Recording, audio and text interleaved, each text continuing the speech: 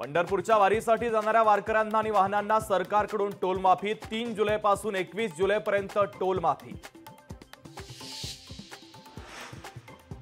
महाविकास आघाडीकडून सभापतींना दानवेंच्या निलंबनाच्या फेरविचाराची मागणी। विरोधी पक्षनेत्याशिवाय कामकाज करणं अशक्य असल्याचं महाविकास आघाडीच्या नेत्यांचं म्हणणं। मात्र महाविकास आघाडीच्या नेत्यांची मागणी सभापतींनी फेटाळली। विरोधी पक्षनेत्याला बालक बुद्धी म्हणणं संविधानाचा अपमान। पंतप्रधान मोदींच्या राहुल गांधींवरील टीकेला संजय राऊतांचं जोरदार प्रत्युत्तर। तर बालक बुद्धीच्या नेत्यानं तुम्हाला घाम फोडला असं म्हणत राऊतांचा मोदींना खोचक टोला। खासदार अमोल कोल्हेंची लोकसभेतील राष्ट्रवादी शरदचंद्र पवार पक्षाच्या प्रतोदपदी नियुक्ती। अमोल कोल्हे आता राष्ट्रवादी शरदचंद्र पवार पक्षाचे शिरूरचे खासदार। राष्ट्रवादी विधानसभेच्या 85 जागा लढणार। अजित पवारांचा आमदारांच्या बैठकीत दावा। तर मित्र पक्षांबाबत वादग्रस्त विधान टाळण्याच्या अजितदादांच्या कार्यकर्त्यांना सूचना। एसटी आणि एसटी मतांसाठी भाजप आक्रमक। भाजपच्या एसटी आणि एसटी मोर्चाच्या पदाधिकाऱ्यांसोबत फडणवीसांची चर्चा। तर विधानसभा निवडणुकीमध्ये बेसावध न राहण्याच्या दिल्या सूचना।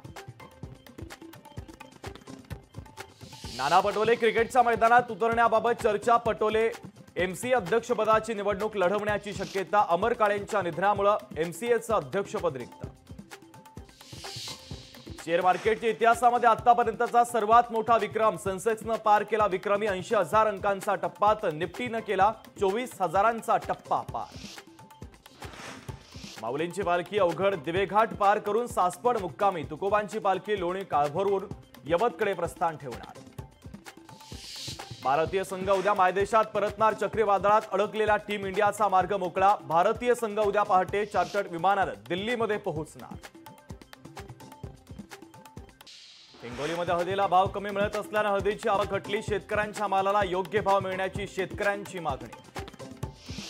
संत तुकाराम महाराजांच्या पालखीमध्ये गोंधळ। उरळी कांचनमध्ये पालखीचा नगारा ग्रामस्थांनी अडवला। पालखी मार्गावरून ग्रामस्थ आणि विश्वस्तांमध्ये वाद। राज्यात 40% कमिशनखोरी वाढली। तर डेव्हलपमेंटच्या नावाखाली बिल्डरच्या घशात सगळं घातलं जात असल्याचा विजय वडेट्टीवारांचा सरकारवर हल्लाबोल। शेकापच्या जयंत पाटलांना विजयाचा विश्वास। तर शरद पवारांच्या आग्रहामुळे विधान परिषदेसाठी उभा राहिलो। शेकापच्या जयंत पाटलांचं वक्तव्य। महायुतीमध्ये तेढ निर्माण होणारी वक्तव्य करणाऱ्यांची पक्षातून अकालपट्टी होणार। भाजप शिवसेना शिंदे पक्ष आणि राष्ट्रवादी अजित पवार पक्षाच्या वरिष्ठ नेत्यांची प्रवक्त्यांना तंबी। विधान परिषदेच्या 9 जागा निवडून आणण्यासाठी प्रयत्न करा। मुख्यमंत्री एकनाथ शिंदेंच्या आमदारांना सूचना। तर विधानसभा निवडणुकीच्या तयारीला लागण्यासही दिले आदेश।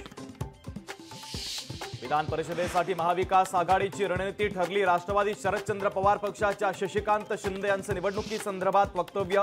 तर निवडणूक बिनविरोध होण्याची देखील शिंदेंकडून इच्छा व्यक्त। सोलापुरात रिक्षा चालक संघटनेचा जिल्हाधिकारी कार्यालयावर मोर्चा। फिटनेस सर्टिफिकेटवर लवकरात लवकर तोडगा काढण्याची मागणी। छत्रपती संभाजीनगरच्या पैठणमध्ये शिवसेना उद्धव बाळासाहेब ठाकरे पक्षाचं आंदोलन। दानवेंच्या निलंबनाविरोधात कार्यकर्ते आक्रमक। राज्य सरकारच्या विरोधात आंदोलकांची घोषणाबाजी। साताऱ्यातील कास पठार ते बामणोली रोड बंद। कास धरणाचं पाणी रस्त्यावर आल्यानं घाटाई देवी रोड मार्गे वाहतूक सुरू।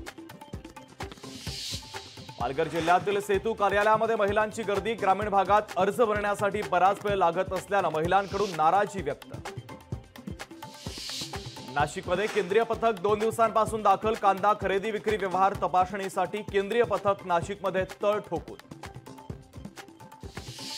संभाजी भिडेंच्या विरोधात काँग्रेस राष्ट्रवादी शरदचंद्र पवार पक्ष आक्रमक। संभाजी भिडेंनी महिलांसंदर्भात केलेल्या वक्तव्याच्या निषेधार्थ काँग्रेस आणि राष्ट्रवादी शरदचंद्र पवार पक्षाचं पुण्यात आंदोलन। अकोल्यामध्ये लाडकी बहिणीच्या लाभार्थ्यांची लूट। महिलांकडून तलाठी पैसे घेत असल्याचा प्रकार समोर। पैसे घेणाऱ्या तलाठ्यावर गुन्हा दाखल।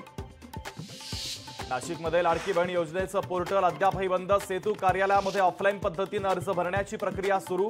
मात्र ऑफलाईन प्रक्रियेनंतर ऑनलाईन प्रक्रिया पुन्हा करावी लागणार। नागपूरमध्ये सेतू केंद्रावर मुख्यमंत्री लाडकी बहीण योजनेचा लाभ घेण्यासाठी महिलांची मोठी गर्दी। सकाळपासून महानगरपालिकेत नागरिकांची गर्दी। अजित पवारांकडून सांगली महापालिकेला 50 कोटी रुपयांचा निधी मंजूर। तर 15 ऑगस्ट पूर्वी सर्व कामांच्या निविदा प्रक्रिया पूर्ण करून प्रत्यक्ष कामांना सुरुवात होणार।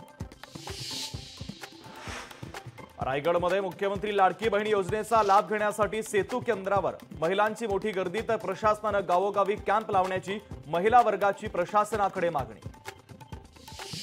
मराठा आंदोलक मनोज जरांगे पाटील 6 जुलैपासून मराठवाड्याच्या दौऱ्यावर। मराठा आरक्षणाच्या जनजागृतीसाठी जरांगे पाटलांची संवाद रॅली, तर हिंगोलीपासून रॅलीला होणार सुरुवात। यंदा आषाढी यात्रेमध्ये प्रथमच चंद्रभागेमध्ये नौका विहार करणाऱ्या वारकऱ्यांना लाईफ जॅकेट मिळणार, सोलापूरच्या जिल्हाधिकाऱ्यांची माहिती। लोकशाही मराठी ऐका, पहा, जागरूक रहा।